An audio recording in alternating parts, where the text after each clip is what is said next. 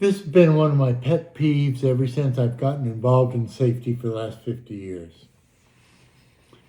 I used to travel over 100,000 miles a year in the wintertime as part of my job. My territory is Western North America and Western Canada and Alaska, and I drove all winter long in every condition of weather you can possibly imagine, calling on my clients in field offices.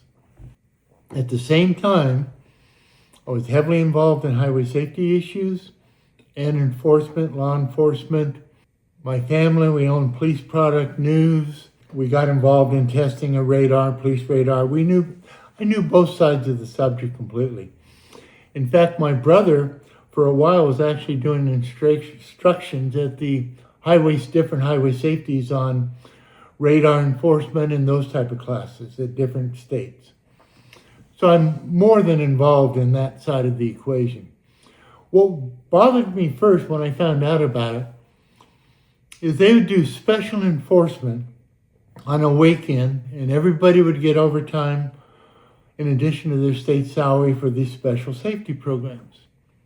But driving along, I would see that the rest areas were closed.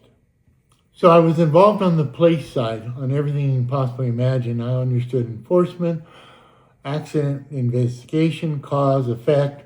I was involved in all of that. But when I was doing the data, in particular from Nevada, it started there, and I was working with the Turner Fairbank people on safety, and I was looking at all the monitoring sites all across the United States. I had over 100 of them. And I was looking at the accidents, and an incident would occur, and I'd pull it up and see what was the cause. The first clue on this was I pulled up the accident reports from the Office of Traffic Safety in Nevada, or the actual people in the NDOT area that did data collection. And I found out something like 78% of the fatal accidents on the open highway, the accidents there, were single vehicle events, no other vehicles involved. These are straight roads. It's not speed, it's not anything else. Something else is happening. Then a friend of mine had an incident where he had an epileptic seizure, and he ran into a house. He was only doing 20 miles an hour at the time, but it was a medical event. And in the covering of my territories, driving thousands of miles in bad weather, personally experienced every stage of fatigue you could have. Uncontrolled muscle movement, hallucinations, crazy stuff. Just seeing something and not able to move your hand, everything that caused these problems. And there's certain things that would trigger them that was quite amazing. But the most concerning thing is in some areas they had no rest areas whatsoever. And I had concluded long ago that going, like Oregon was a particular good one on rest areas. Not only did they have the rest areas, they had contracted with local civic groups to put on their fundraisers there, and they'd put coffee or cookies or whatever, and then to go on donations. And that was their big donation event of the year, and it worked great. So I started looking at fatigue, sleep deficit, other medical problems that were causing accidents, and I concluded people traveling outside the norm. And I noticed during the 55-mile-an-hour speed limit, and we put it back in place, what was going on. Even though the number of fatalities had reduced, the people doing extraordinary driving were overrepresented in the fatality rates. Let's say you slept all week long, you were setting your alarm to get up, and come weekend, instead of sleeping an extra long period on a Saturday, you would leave Friday night on a long trip on a road you've never driven on.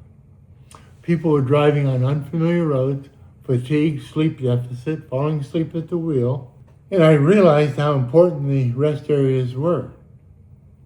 But every time there was a budget crunch, they would shut them down, which would be incredible. You'd be going across the road for 70, 80 miles, get to a rest area, closed. What really brought it home for me one day, I was coming back from Vegas, and I pulled up on an off-ramp, and I was in really bad trouble because I'd been driving a long time. And a highway patrolman came up behind me and told me I couldn't stay there, I couldn't park there, I had to move on. He put me back on the road when I physically wasn't in any shape to be back out there. And I thought, oh my God, how many other people have that happened to? Then you go to places like New Mexico, and what they've done, and other states are starting to do it, they've put in barriers so people on these long stretches of road with no facilities whatsoever, and even closed many times, can't even pull off on the shoulder of the road to get a respite. In particular, think about COVID and what happened on the highways during the government's response to that. They were doing press release after press release saying that speeders on the highway, when the highways were empty, were causing an increase in fatalities. And they were putting special enforcement teams out to ticket the 2 cars left out there. Absolutely insane. But when you really look at it, there were side effects from the vaccine, severe side effects in some case causing death. More importantly, government policy was actually a much greater threat than that. They shut down the rest areas. They shut down any place of respite where you could handle a medical or do something special to take rest. They shut down the restaurants. They shut down access to anything, forcing people to stay on a road when they were unsafe to do so. From sleep deficit, medical problems, diabetes, whatever the condition was. Remember, 78% of the accidents, even on empty roads, was caused by single car events and people, not speed, but some other contributing factor. And I honestly believe that's something that should take the highest priority, and was partially, in this case, government induced. Think of it this. You're on a highway going to grandma's house because you can't fly, can't go in public, you have to be isolated. You can't go into a restaurant, you can't go into a gas station, you can't go into a rest area because they closed them all. They cause people to be on the road for extended periods. And when you're on the road for extended periods, the most dangerous part of it driving is when you get into sleep deficit conditions. And they would cause people to prolong the most dangerous part of their trip in conditions because there's no respites. Think about diabetics. Think of people with sleep apnea.